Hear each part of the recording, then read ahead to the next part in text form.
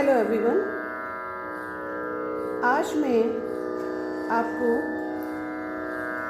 आलाप विभिन्न रागों में किस प्रकार से बनाया जाता है इस संबंध में आपको कुछ जानकारी दूंगी और साथ ही मेरे कई स्टूडेंट्स ने इस बारे में मुझसे जानना चाहा था कि मॉर्निंग रियाज कैसे किया जाता है, रियाज का तरीका क्या होता है, रियाज किस प्रकार से करते हैं। तो इस बारे में भी मैं आपको संक्षिप्त जानकारी देने जा रही हूँ। बात आती है मॉर्निंग रियाज की, तो कईयों ने स्टूडेंट्स ने कहा कि क्या केवल सा का ही रियाज किया जाता है या केवल खरज का ही रियाज काफ़ी है। तो ऐसा नहीं है। मॉर्निंग में हम जब उठते हैं तो हमें हमारे गले को अप्रॉक्सीमेट 12 आवर्स का गैप हो जाता है, 10 to 12 आवर्स का। तो इतनी जल्दी वार्म अप नहीं हो पाता हमारा गला, इसीलिए हमें मॉर्निंग में जब रियाज शुरू करें आप, तब हमें लो एक्टिव पर रियाज करना चाहिए। जो मंत्र सप्तक के जो स्वर हैं उन पर रियाज करना चाहिए और मंत्र सप्तक के स्वरों को लेकर और फिर मध्य सप्तक के पद तक आप ले सकते हैं ज़्यादा से ज़्यादा। उसके आगे आप रियाज ना करें। उसका एक कारण भी होता है कि मॉर्निंग रियाज में हमारा गला इतना वार्म अप नहीं हो पाता और इसी कारण से जो हायर लेवल की जो ऑक्टेव हैं उनमें हमारे स्वर ठीक तरह से नहीं लग पाते। उसका यही कारण होता है कि हमें मॉर्निंग में जो लो ऑक्टेव के जो स्वर हैं उन्हीं पर ही रियाज करना चाहिए, जिसे हम खरज का रियाज भी कहते हैं। खरज का रियाज का भी मतलब यही है कि हमें मंत्र सप्तक के स्वरों का रियाज करना चाहिए। और उसके बाद हर स्वर पर ठहर कर आप कितना देर तक आप किसी एक स्वर पर ठहर सकते हैं, कितना स्टे कर सकते हैं। ज़रूरी नहीं कि आरंभ में आप कुछ 5 सेकंड ही ठहर पा रहे हैं, 15 सेकंड, 10 सेकंड ठहर पा रहे हैं। धीरे धीरे आप नोट करेंगे कि आपका वो जो सेकंड्स का जो है वो समय बढ़ता जा रहा है। जितना आप प्रयास करेंगे उतना ही फर्क पड़ेगा और उससे जो वॉइस में जो कंपन है, जो वाइब्रेशन है, वो भी आपका धीरे धीरे कम होता जाएगा। और उसके बाद यदि आप स्टूडेंट हैं तो आपको दिन भर आपके पास फ्री समय है, तो आप इसको दोपहर में भी रियाज करें। तब आप मध्य सप्तक और ताड़ सप्तक के स्वरों को लेकर आप हाई ऑक्टेव के जो स्वर हैं उन पर आप रियाज करें। और इवनिंग में भी आप किसी बंदिश को ले लें, किसी बंदिश के अलंकार करें, आलाप तानों का करें और मध्य और ताड़ सप्तक और साथ में मध्य सप्तक के स्वरों को भी आप लें। तीनों सप्तक के स्वरों का आप रियाज कर सकते हैं। लेकिन मॉर्निंग में ऐसा भी नहीं है कि मॉर्निंग में आप हाई ऑक्टेव के स्वरों का रियाज नहीं कर सकते, ऐसा नहीं है। लेकिन उसमें मैंने जो आपको कानून बताया कि वार्म अप हमारा गला इतना नहीं हो पाता है, इसलिए हम हाई ऑक्टेव के स्वरों को नहीं लेते हैं उस समय। लेकिन आप यदि करना चाहें तो आप थोड़ा सा मध्य सप्तक के स्वरों तक लेकर आप थोड़ा सा ब्रेक करें और ब्रेक करने के बाद, टाइम ब्रेक के बाद आप फिर से रियाज कर सकते हैं कुछ समय के बाद। तो अब आप उस समय मध्य सप्तक और ताड़ सप्तक के स्वरों का अभ्यास कर सकते हैं। आरंभिक में आप स्वरों पर स्टे करने का, ठहरने का आप रियाज करें और साथ ही उसके बाद आप अलंकारों को भी लें। अलंकार में मैंने अपने पिछले वीडियो में आपको 10 थाट भातखंडे जी के 10 थाट के स्वरों का वर्णन किया था। आप उससे ध्यान से देखें और उन्हीं पर प्रत्येक राग को लेकर, प्रत्येक थाट के स्वरों को लेकर आप उसके अलंकार बनाकर उसका अभ्यास करें। अलंकार कैसे बनाए जाते हैं ये भी मैंने आपको अपने पिछले वीडियो में बताया था। दादरा ताल के अलंकार किस प्रकार से होते हैं आपको मैंने बताया है। सिर्फ आपको ये करना है कि यदि आप मारवा थाट के स्वरों को लेते हैं तो आप उन्हीं में ही उन स्वरों को आप हटा दें और उन स्वरों को कोमल कर दें जो मारवा थाट में लगते हैं, जो मारवा थाट के स्वर कहलाते हैं। उसी प्रकार से अन्य भी रागों के स्वरों को आप उसी के अनुरूप लेना है और अलंकार आपको गाने हैं। अब बात आती है हाउ टू मेक आलाप इन डिफरेंट रागास। तो उसके भी कुछ नियम होते हैं। ऐसा नहीं कि आपने कहीं पर भी कोमल स्वर लगा दिया या कहीं पर किसी स्वर को आपने वर्जित कर दिया, ऐसा नहीं है। जब हम आलाप बनाते हैं तब हमें राग के स्वरूप को बहुत ध्यान से देखना होता है। राग के स्वरूप को आप ध्यान से देखें, उसे पढ़ें।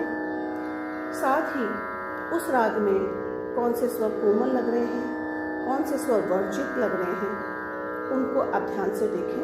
और साथ ही राग का जो स्वरूप है, जो चलन है, जिससे राग को पहचानते हैं, जिससे राग की खूबसूरती बढ़ती है, उन स्वरों को लेकर ही आलाप बनाए जाते हैं।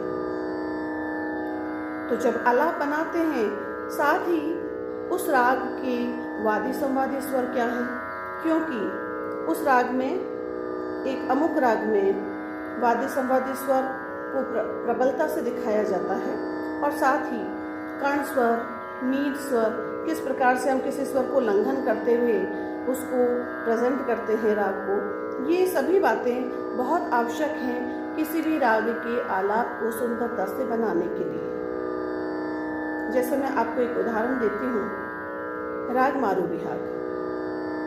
अब राग मारू बिहाग में आरोहात्मक वो रेश वर्जित होता है और म तीव्र लगता है। मध्यम, दोनों मध्यम का प्रयोग होता है, लेकिन शुद्ध मध्यम का प्रयोग एक विशेष स्वर समुदाय में ही होता है, साथ ही कम भी लगता है। वो एक खूबसूरती के नाते उसमें लगाया जाता है। तीव्र मध्यम का प्रयोग ज़्यादा किया जाता है। ठहराव ग और नी पर अधिक किया जाता है। आरोहात्मक रे वर्जित है मारू बिहाग में, साथ ही ध भी वर्जित है। तो आरोहात्मक स्वर क्या हुए राग मारू बिहाग के? नी सा ग म प नी सा। अब मैंने नी से इसको आरोह को स्टार्ट किया। उसका भी एक कारण है कि कुछ रागों में नी प्रबल होता है, जैसे इस राग में भी नी स्वर ग और नी प्रबल है, तो नी से इस राग में स्वरों की शुरुआत हो रही है। तो गाते समय भी हम नी को लेंगे और नी का प्रयोग स्टार्टिंग में सा के साथ नी का प्रयोग कई रागों में किया जाता है, क्योंकि यदि उस राग में उस स्वर की प्रधानता है तो उस राग में उस स्वर को आरंभ में लिया जाता है। नीसा गम प नीसा, ये राग का आरोह हो गया। सानी ध प म ग रे सा, ये इसका अवरोह हो गया। अब जब हम शुद्ध माँ का प्रयोग करते हैं तो किसी एक पर्टिकुलर एक स्वर समुदाय है उसके अंदर हम उसे करते हैं, क्योंकि जब हम किसी राग में कोई आलाप बनाते हैं तो किसी एक स्वर को लेकर हम उसे एक विभिन्न आसपास के स्वरों को लेकर उसको डेकोरेट करते हैं, उससे उस राग की खूबसूरती बढ़ती है। तो जब डेकोरेट करते हैं उसमें आसपास के अन्य स्वरों को हम लगाते हैं, तब हमें यह देखना होता है कि आसपास के कौन से स्वर हमें लंघन करने हैं, कौन सा स्वर हमें मींड से लेना है, कौन से स्वर का प्रयोग हमें किस तरह से करना है, और कौन से स्वर पर हमें कोई कर्ण स्वर उस राग में लगता है तो उसे लगाना है, या फिर सीधे उस राग स्वर को प्रयोग करना है उस प्रमुख स्वर के साथ। तो ये सभी बातें किसी राग के आलाप को, प्रभावी आलाप को, सुंदर आलाप को बनाने के लिए बहुत आवश्यक होती है कि किसी राग की हमें समस्त जानकारी हो। राग के स्वर लगाव का, स्वर विस्तार, राग का चलन, राग का स्वरूप, राग में वर्जित स्वर, राग के कोमल स्वर, राग का तीव्र स्वर, राग में लगने वाले कर्ण स्वर, राग में लगने वाले कोई मीठ स्वर संगति। स्वर संगति क्या है? स्वर में कौन से स्वर पे ठहराव किसी राग में अधिक होता है, कौन से स्वर पे होता है, इन सभी बातों का ध्यान हमें किसी राग के आलाप बनाने के लिए किया जाता है। तो जब आप आलाप बनाएं तब इन सभी बातों का ध्यान रखें। जैसे मैं राग मारू भी आपको आलाप करके बताती हूँ।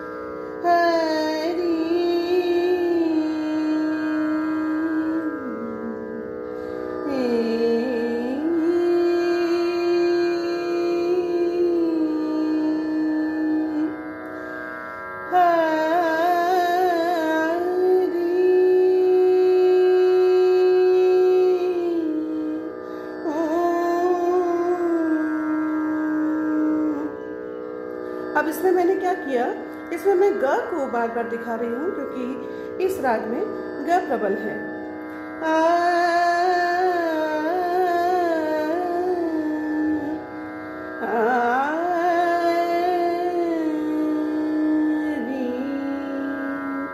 इसमें रे को सा के कण के साथ मैंने दर्शाया है क्योंकि इस राग में रे को सा के कण के साथ दिखाते हैं तो वो अलग ही खूबसूरत दिखता है। ग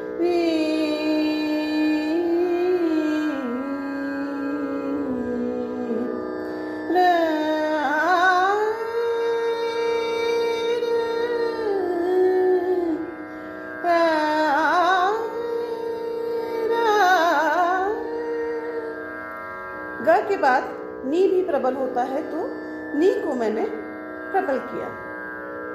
उसको नी को हम बार बार दिखाएंगे, उसके आसपास के स्वरों को लेते हुए नी को हम बार बार दर्शाएंगे।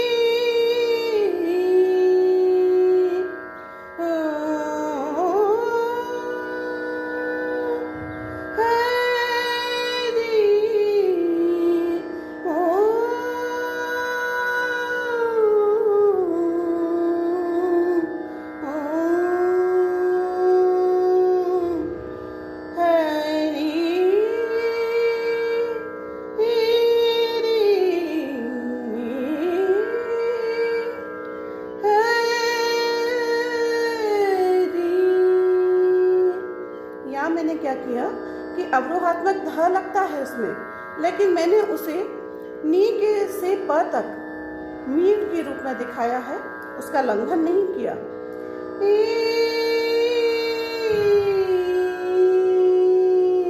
इस प्रकार से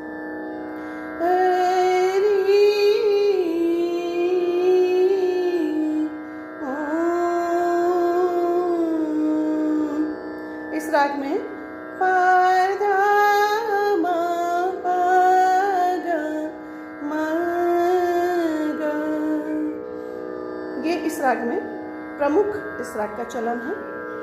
मा ग मा ग री सा,